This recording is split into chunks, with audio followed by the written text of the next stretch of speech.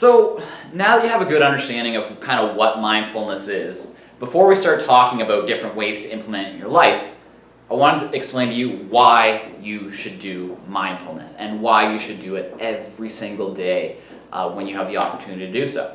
So go back to the bear, go back to the stressor in your life. That bear initializes the fight, flight, or freeze response in your body. It makes you stressed out, and that has so many negative things. Tense muscles, headaches, indigestion issues. There's literally a list of like 50 different things that can come from being stressed out all the time.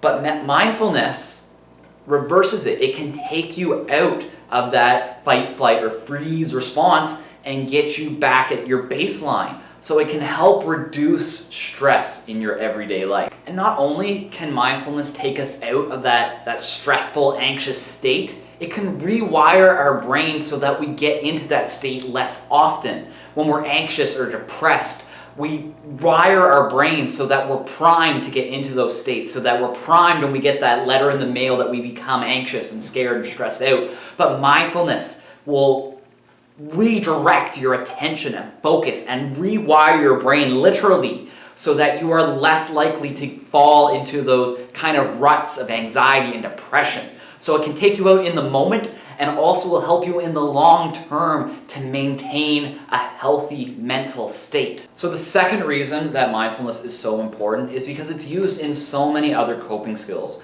Next week we're talking about emotional regulation, which is about understanding how thoughts are formed and kind of the negative pathways that it can take you down. And mindfulness is a component of making sure that you don't go down those negative pathways. It's part of so many other coping skills rather than just being a coping skill itself. So it's important to have that foundation piece. And again, you can't wait and use mindfulness when you're in the midst of chaos, when you're in the midst of a panic attack or a depressive state, or really anxious. You have to practice with the little things throughout your day when it's the little stressors, the little inconveniences, so you can build that mastery so that when you do get hit with a big stressor, that you can handle it and implement it correctly. Because it's not going to work for you if you use it in the first time when you're in the midst of a crisis. So to demonstrate the third reason of why mindfulness is so important, I'm going to use the metaphor of the mind and fridge. So imagine for a minute that your mind is just like a fridge, and all your thoughts and feelings and anxiousness and worries are food inside that fridge. What mindfulness allows us to do is to check on those things. So it's like going in to declutter your fridge.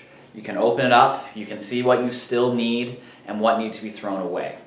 And sometimes worries are important. Oh yes, I got to remember to pay that bill tomorrow. But other worries are not good, and those can rot and fester in the brain. So mindfulness is not just a coping mechanism to deal with a crisis situation or little annoyances throughout the day.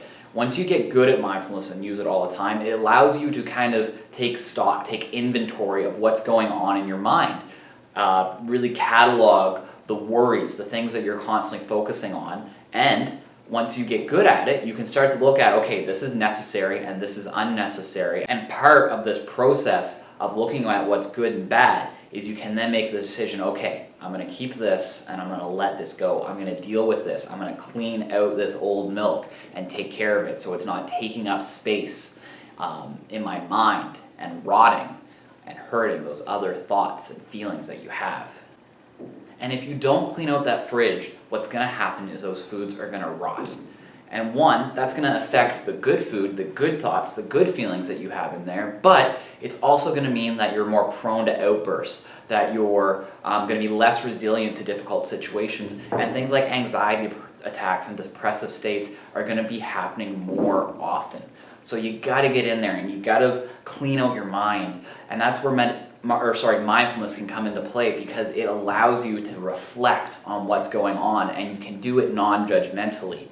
So that's the first step, because a lot of us will look at that rotten food and say, oh, why do I have this? Why is that here? I'm broken, I'm wrong, I'm bad, how did I let it get this bad? But if you practice mindfulness, you can look at those feelings and those thoughts without judgment and then deal with them rationally.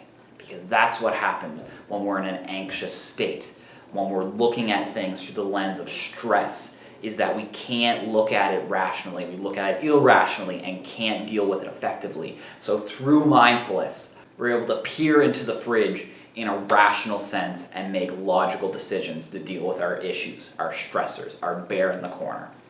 So those are some of the reasons why mindfulness is so important, especially when it relates to coping skills. But mindfulness can be beneficial in so many other ways as well. It builds resilience so you're better able to deal with difficult situations.